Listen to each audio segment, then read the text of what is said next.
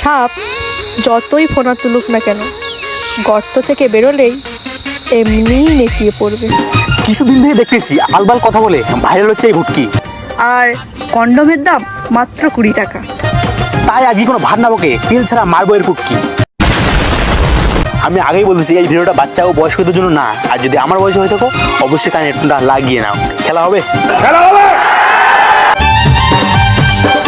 আমি এখনো একটা জিনিস বুঝতে পারলাম না, মনের তো কোনো হাড্ডি নেই, তাহলে ভাঙে কি করে?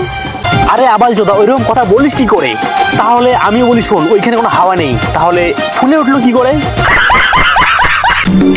ছোটবেলায় যতই অকাকা শেখো না কেন, বড় হয়ে একটাই কাজে দেবে।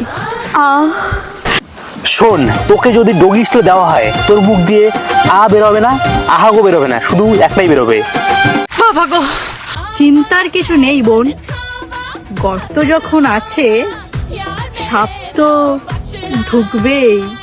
দেখ, মনে হচ্ছে তুইও সাপ ঢোকাস, তো দিনে কয়বার করে ঢোকাস? বাবা গো,